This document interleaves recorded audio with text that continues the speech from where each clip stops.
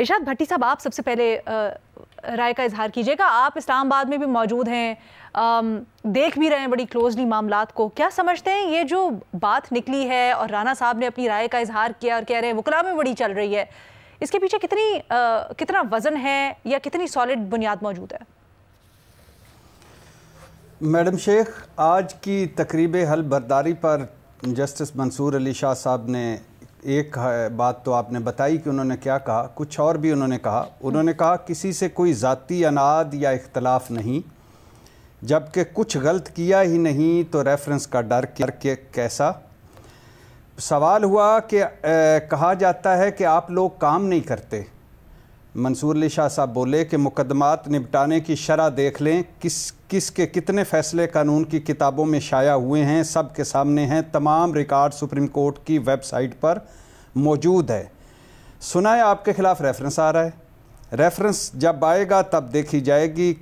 और अल्लाह मालिक है, कमरे में मौजूद हाथी किसी को नज़र ना आए तो क्या कह सकते हैं। बाकी तमाम जजेस के साथ मुलाकात होती है, इकट्ठे चाय भी पीते हैं।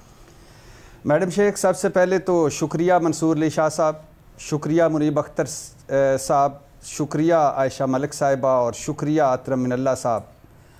आप हर मौके पर आवाज़ उठा रहे हैं, आप आइन और कानून याद दिला रहे हैं, आप समझ कर ना समझने वाले ना समझों को समझा रहे हैं, आप सच से पर्दा हटा रहे हैं। और यहाँ इस्लामाबाद हाई कोर्ट के उन 5 जजों का भी शुक्रिया जिन्होंने 3 ख़त लिखे मुख्तलिफ़ औकात में, कम अज़ कम जो उनको करना चाहिए था वो उन्होंने किया। मैडम शेख, कहानी का स्टार्ट कहाँ से होता है? कहानी का स्टार्ट या फ़िल्म की शुरू या फ़िल्म चलती कहाँ से है, फ़िल्म की इब्तिदा कहाँ से होती है? मंसूर अली शाह साहब और मुनीब अख्तर को चीफ़ जस्टिस नहीं बनने देना। क्यों भाई, क्यों नहीं बनने देना? अरे भाई, ये चीफ़ जस्टिस बन जाएंगे तो ये इलेक्शन पेंडोरा बॉक्स ओपन कर देंगे। अरे भाई, इलेक्शन पेंडोरा बॉक्स ओपन हो गया तो फिर क्या होगा? अरे भाई, हमारी हुकूमत चली जाएगी। अच्छा, तो फिर क्या करें? और फिर 26वीं आईनी तरमीम आ गई। फिर एक मौका पर चेमगोइयाँ हुई इस्लामाबाद में कि अब तो 26वीं आईनी तरमीम आ गई, अब या अफरीदी साहब चीफ जस्टिस बन गए, अब अमीनुद्दीन साहब आईनी बेंच के हेड हो गए, अब तो आईनी बेंच में भी वो नहीं है मंसूर अली शाह साहब और मुनीब अख्तर साहब, अब तो वो रिटायर हो जाएंगे। लगता ऐसे ही है कि वो मुस्ताफ़ी हो जाएंगे, मगर ऐसा ना हुआ। तो फिर एक दिन राना सनाउल्लाह साहब बोले, जस्टिस मंसूर अली शाह काबिल जज हैं, इनसे मुस्तफ़ीद ना होना बदकिस्मती है।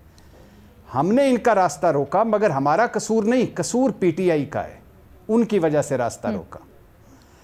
फिर मैडम शेख, अब अगला मरहला आया है कि रेफरेंस गो के अब रेफरेंस की बात करके हुकूमत कह रही है कि कोई रेफरेंस नहीं लाया जा रहा।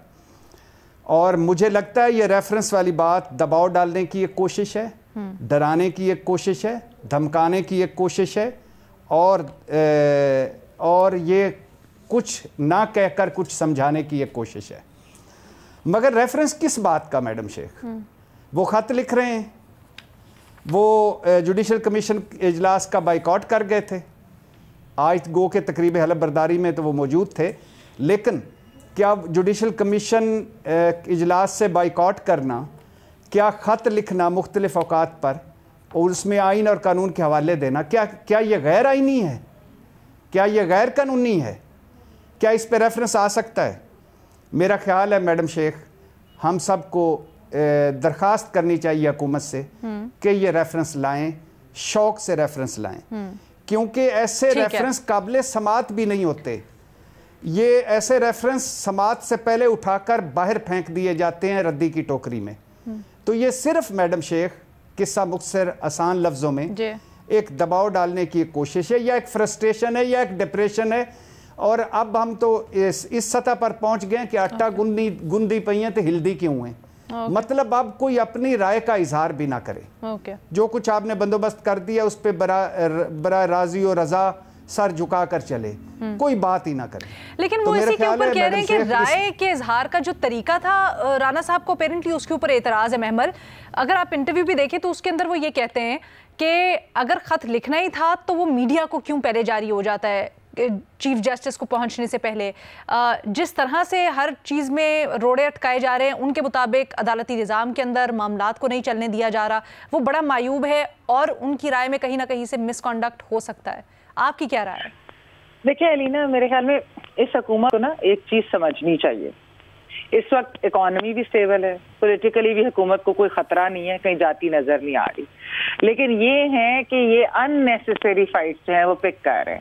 کبھی آپ پیکا میں ڈرکونین امینڈمنٹ لے کے آتے ہیں تاکہ میڈیا کو کنٹرول کیا جائے، پھر ججز کو ریفرنسز سے ڈراتے ہیں.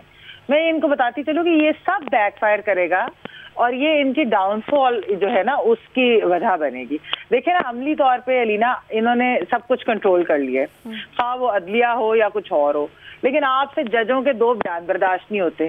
آپ سے میڈیا میں کوئی اینکر یا کوئی اینالسٹ کوئی کھری باتیں کر دیتا ہے، آپ سے وہ برداشت نہیں ہوتا. اب مسئلہ کیا ہے کہ ان کو یہ چیز یاد رکھنی چاہیے کہ ایسے ہی ماضی میں بھی ہوا ہے کہ یہ جو ایک آدھ غلطی ہوتی ہے نا کہ جس کے بعد سٹیبل ریجیمز کی بھی ڈاؤن فال آتی ہے. آپ مشرف دور کو دیکھیں، افتخار چودھری کے ڈسمسل سے پہلے ایک اسٹرانگ ترین ان کی ریجیم تھی، اپوزیشن ایگزائل میں تھی، میڈیا آپ کے ساتھ تھا. لیکن پھر کیا ہوا، ایک آپ نے یہ اسٹیپ لیا اور اس کے بعد کیا ہوا. عمران خان صاحب کو آپ دیکھ لیں، انہوں نے قاضی فائز عیسیٰ صاحب پہ ریفرنس کی، اس کے بعد عدلیہ اور وکلا کے اندر جو لوگ تھے ان کو اکٹھا کر دیا، اپنے خلاف کر دیا. پھر میڈیا کو کنٹرول کرنے کے لیے پیکا میں چینجز اور پی ایم ڈی اے جیسی چیزوں کی وجہ سے میڈیا کو بھی اپنے خلاف کر دیا. اس وقت ایک حکومت جو وداؤٹ مینڈیٹ بڑی اسٹرانگ ترین حکومت ہے کہ وہ 2/3 میجورٹی کے ساتھ امینڈمنٹس بھی لے آتی ہے، وہ ایک زبردستی کا کرائسس پیدا کر رہے ہیں. کل کو نہ اس کرائسس کا جو ہے وہ اونرشپ انہوں نے لینی ہے، حکومت نے، اور اینڈ پہ وہی ہونا ہے کہ انہوں نے کہنا ہے جی یہ تو انہوں نے کہا تھا، یہ تو انہوں نے کہا تھا. بلیم ایک دوسرے کو کرتے رہنا ہے. جس طرح خان صاحب بھی جو ہے وہ کہتے ہیں باجوہ نے کہا تھا، وہ اگلے کہتے ہیں نہیں جی وہ تو خان صاحب کی اپنی خواہشات تھی. تو یہ ہونا ہے، یہ اس حکومت کو اپنے پلے سے یہ بات باندھنی چاہیے.